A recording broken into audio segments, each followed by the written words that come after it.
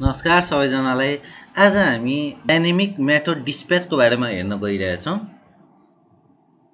First of all theory हेरौँ।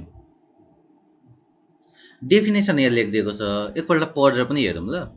Dynamic method dispatch is the mechanism by which a call to an overridden method is resolved at run time rather than at compile time भनेको नि। यो यसले के भन्दैछ भने एउटा सानो यसबाटै हेरौँ ल।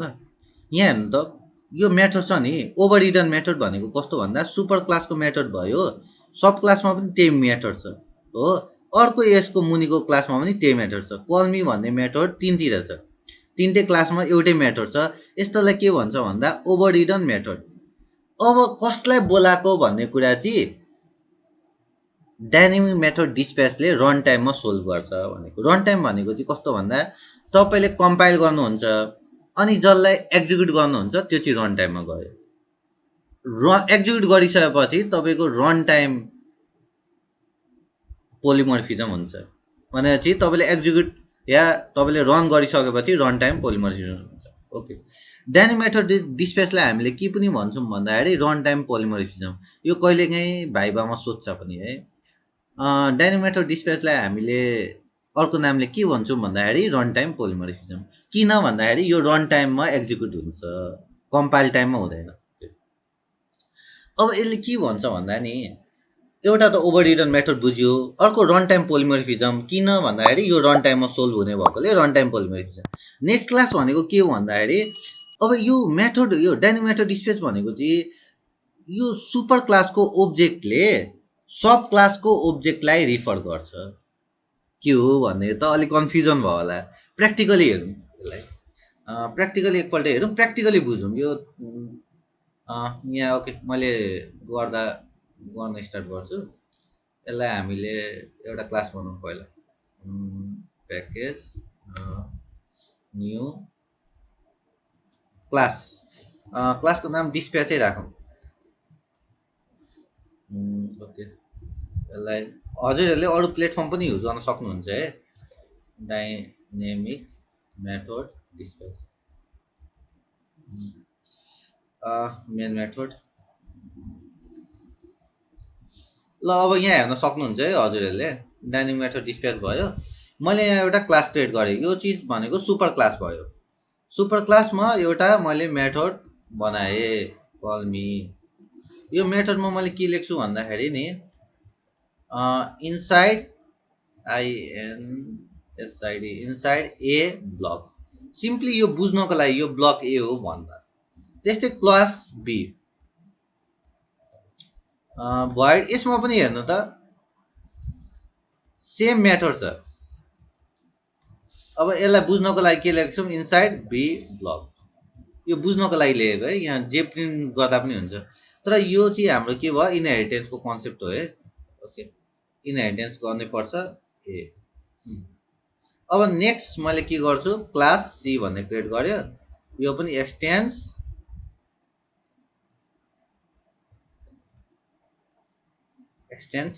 बी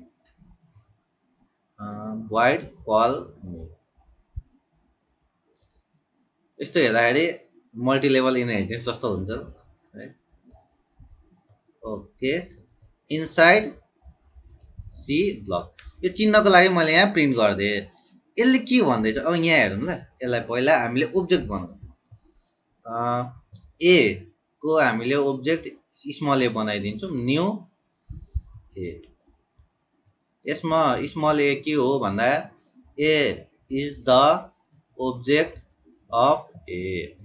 त्यस्तै बी को पनि बनाऊँ त, capital B small B, case sensitive हुन्छ है। न्यू बी, क्यापिटल बी भनेको चाहिँ तपाईँको क्लास भयो, स्मल बी भनेको चाहिँ ओब्जेक्ट भयो। Okay, small B is the object of B. C, C is new C,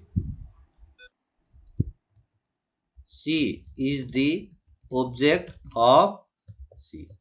अब यहाँ हेर्न सकिन्छ। अब यसले के भनेको म बुझाइदिन्छु है।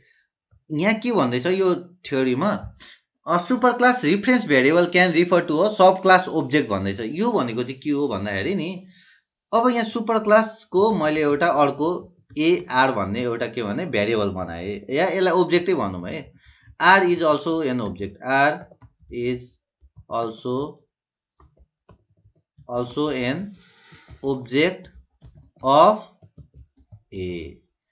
यसले के भन्दैछ, अब मैले आर इक्वल टु ए गऱ्यो भने यो ओब्जेक्टको रिफरेन्स लिइरहेछ। यसले चाहिँ एउटा आफ्नै क्लासको अर्को ओब्जेक्टको रिफरेन्स लिएको छ। यसलाई मैले अब के गरिदिन्छु, आर डट कलमी गऱ्यो भने यसले के प्रिन्ट गर्छ भन्दाखेरि ए ब्लकको कलमीलाई प्रिन्ट गर्छ भनेको। तर कति बेला भन्दाखेरि रन टाइममा। कति बेला? रन टाइममा। त्यस्तै यसले के भन्छ भने नि आर इक्वल टु बी गरे, यो चाहिँ तपाईँको यो बी क्लासको ओब्जेक्ट हो नि त बी त, अनि आर भनेको त ए क्लासको ओब्जेक्ट हो। यो सुपर क्लासको ओब्जेक्टले तपाईँको सब क्लासको ओब्जेक्टलाई रिफर गरिरहेको छ यति बेला। अब यस्तो भयो भने तपाईँको आर डट कलमी गर्न मिल्यो भने यसले कसलाई कल गर्छ भन्दा बी क्लासको मेथडलाई कल गर्छ। बी क्लासको मेथडलाई कल गर्छ। ओके, बी क्लासको मेथडलाई कल गर्छ। यसलाई हामी प्रिन्ट गरेर हेरौँ, inside A class inside B class. यसलाई हामी अलिक डिटेलमै बुझौँ ल। यसलाई एकछिन है। Okay, epic pen. अब यहाँ के गर्दैछ भने नि यसले यसले के गर्दैछ भन्दा यो आर भने यो ए छ है, ए भनेको ओब्जेक्ट हो। आफ्नै क्लासको ओब्जेक्टले आफ्नै क्लासको ओब्जेक्टलाई रिफर गरेको छ है। सुपर क्लास भएर आफ्नै ओब्जेक्टलाई रिफर गर्यो।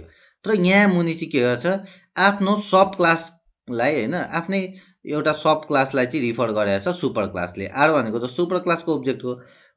यति बेला कसलाई बोलाउने भन्दा कलमीलाई बोलाउने। तर कति बेला भन्दाखेरि कम्पाइल टाइममा, रन टाइममा। कति बेला भन्दा रन टाइममा, कम्पाइल टाइममा होइन, रन टाइममा। त्यही भएर यसलाई के भनेको भन्दा रन टाइम पोलिमोर्फिजम।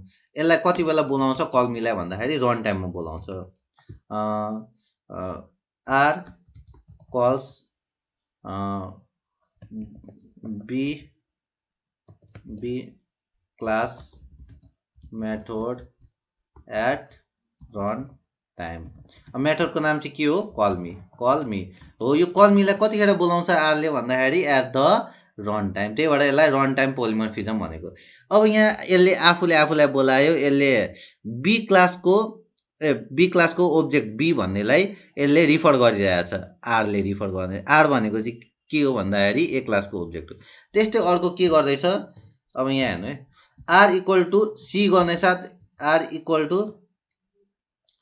साथ यसले सुपर क्लासको ओब्जेक्टले केलाई रिफर गर्यो भन्दाखेरि सब क्लासलाई है। अब फेरि यहाँ के गर्न मिल्छ, आर डट कलमी।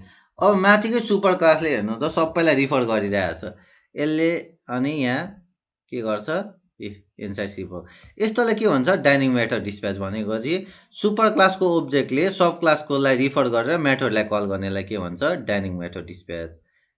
यसमा के प्रब्लम छ भने हजुरहरूले सोध्नु है। डेफिनेसन यहाँ ल्याएको छ, यहाँ मजाले दिएको छ है। A super class reference variable variable भनेकै ओब्जेक्ट हो है। यसमा can refer to a sub class object. Java uses fact to resolve calls to overridden method at run time. अब यो ओभररिडन मेथड भनेको चाहिँ के हो भन्दा यहाँ हेर्नु त, यो कलमी भनेको एउटै मेथड हो, यो पनि कलमी भनेको एउटै मेथड हो, यो पनि, यो माथिको पनि कलमी भनेको एउटै मेथड तपाईँको तिनवटा क्लासमा युज गरेछ भने, अनि यहाँ एक्सटेन्ड किवर्ड लगाएको छ भने यसलाई के भन्छ, ओभररिडन है। यसमा केही कन्फ्युजन छ भने हजुरहरूले मलाई सोध्न सक्नुहुन्छ है। ओके, यसमा केही कन्फ्युजन छ जस्तो लागेन मलाई। हो, यस्तोलाई के भन्छ, डाइनिङ मेथड डिस्प्याच। र यो डाइनिङ मेथड डिस्प्याचको कन्सेप्ट हरेक प्रोग्रामिङ ल्याङ्ग्वेजमा युज हुन्छ है, पाइथनमा, डट नेटमा, जेमा पनि युज हुन्छ। ओके, यसमा के प्रब्लम छ भने हजुरहरूले मलाई सोध्न सक्नु।